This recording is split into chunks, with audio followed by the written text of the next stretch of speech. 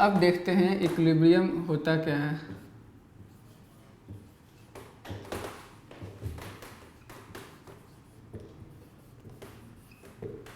Equilibrium का एक बहुत बढ़िया एग्जांपल है डेली लाइफ में।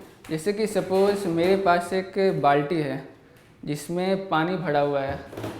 जैसे कि ये बाल्टी है, इसमें मान लीजिए यहाँ तक पानी भरा हुआ है,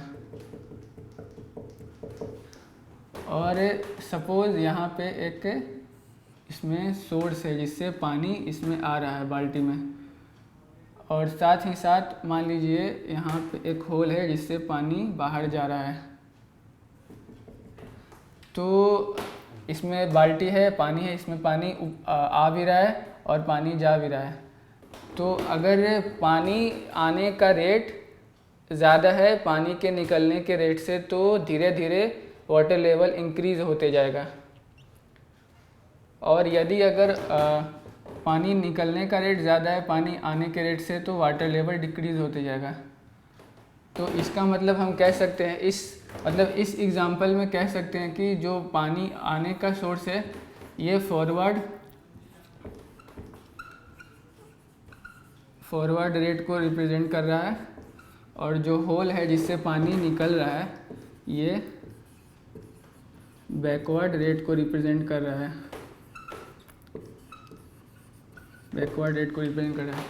तो अगर किसी तरह हम दोनों मतलब जो पानी आ रहा है और जो पानी होल से निकल रहा है उन दोनों के रेट को हम अगर बराबर कर पाएँ तो वाटर लेवल कांस्टेंट हो जाएगा। तो हम कह सकते हैं कि वाटर लेवल इक्विलिब्रियम में आ गया है, मतलब यहाँ कांस्टेंट हो गया लेवल। तो लेकिन वाटर लेवल कांस्टेंट होने से ये मतलब नहीं है कि इसमें पानी आना और जाना बंद हो गया। तो ये कह सकते हैं कि पानी आ भी रहा है और जा भी रहा है लेकिन वाटर लेवल में चेंज नहीं हो रहा है। तो हम कह सकते हैं कि इक्विलिब्रियम अचीव हो गया है।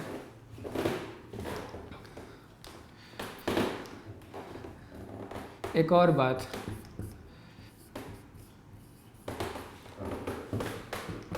Equilibrium is dynamic in nature.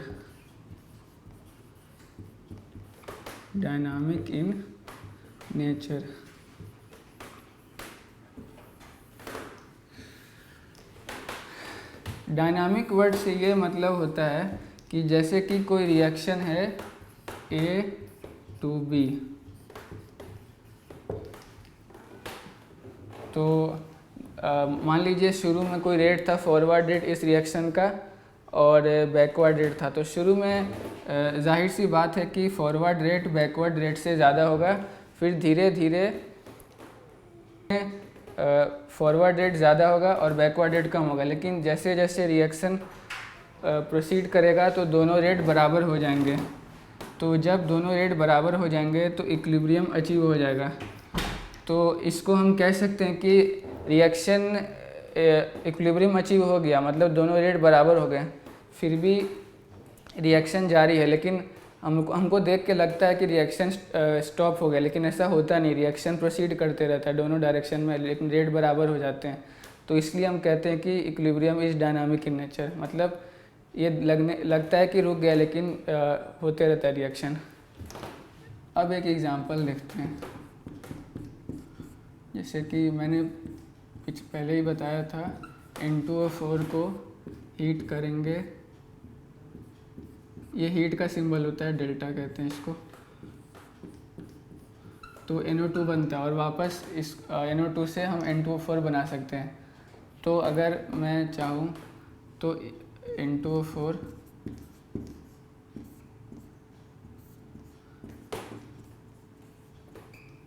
तो हम इक्विलिब्रियम इधर से भी अटेन कर सकते हैं N2O4 को रिएक्टेंट लेके,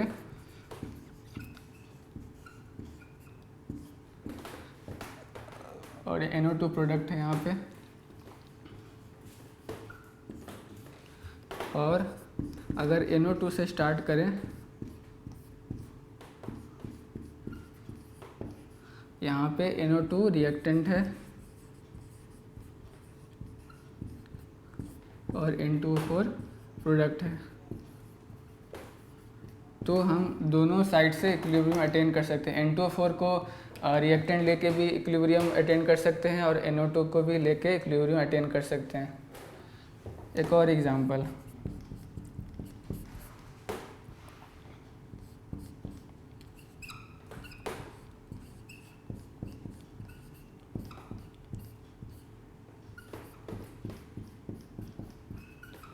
इसमें हम N2 और हाइड्रोजन को लेके भी इक्विलिब्रियम अटेन कर सकते हैं, और उधर से अगर स्टार्ट करें अमोनिया से तो N2 + 3H2 तो भी हम इक्विलिब्रियम अटेन कर सकते हैं।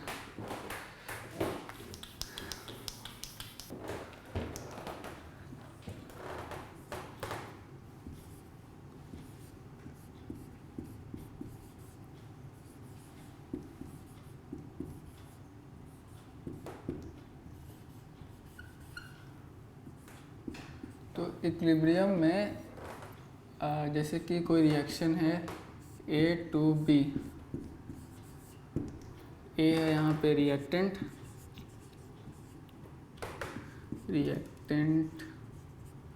और B है प्रोडक्ट।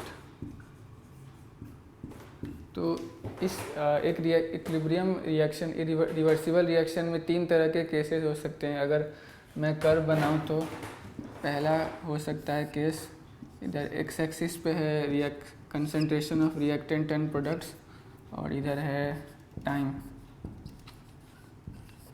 तो एक केस तो ये हो सकता है,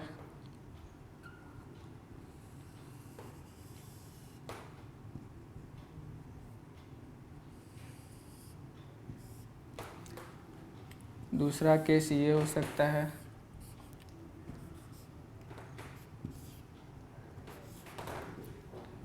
यहाँ पे है टाइम।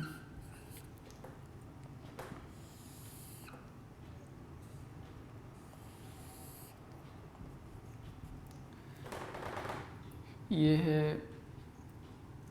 रिएक्टेंट, ये है प्रोडक्ट, यहाँ पे ये है रिएक्टेंट और ये है प्रोडक्ट। तो जैसे कि हम देख रहे हैं यहाँ पे 2 केसेस हो सकते हैं, या तो ऐसा कर्व बन सकता है या फिर ऐसा कर्व बन सकता है। एक और केस हो सकता है जिसमें कि एक पॉइंट पे आके दोनों का कंसंट्रेशन बराबर हो जाए इक्विलिब्रियम के बाद। ये कंसंट्रेशन है और यहाँ पे है टाइम। तो ऐसा भी हो सकता है कि दोनों का कंसंट्रेशन बराबर हो जाए। तो इसमें 3 तरह के कर्व्स पॉसिबल हैं।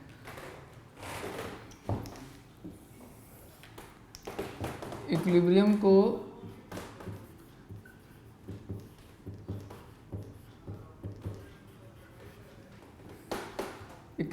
को पहचानने के लिए 3 तरह के चेंजेस हो सकते हैं। पहला, कंसंट्रेशन में चेंज हो सकता है। दूसरा, प्रेशर में चेंज हो सकता है। या फिर तीसरा, कलर में चेंज हो सकता है। तो कंसंट्रेशन और प्रेशर का चेंज हम पहले देख चुके हैं।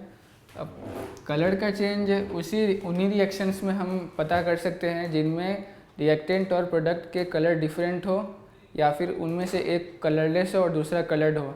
अगर दोनों कलरलेस हैं तो हम डिटेक्ट नहीं कर सकते हैं। जैसे फॉर एग्जांपल N2O4 को हीट करेंगे अगर हम तो 2NO2 बनाता है। N2O4 कलरलेस होता है, N2O4 कलरलेस होता है और NO2 ब्राउन होता है। तो जैसे जैसे हम N2O4 को हीट करते जाएंगे तो NO2 बनेगा और पहले ब्राउन कलर की इंटेंसिटी कम रहेगी, लेकिन जैसे जैसे रिएक्शन आगे प्रोसीड करेगा वैसे ब्राउन कलर की इंटेंसिटी बढ़ते जाएगी। लेकिन इक्विलिब्रियम जब आएगा तब ब्राउन कलर की इंटेंसिटी बढ़नी बंद हो जाएगी और इंटेंसिटी स्टेबल हो जाएगी। तो उस समय हम पता कर सकते हैं कि इस रिएक्शन में इक्विलिब्रियम अचीव हो गया है।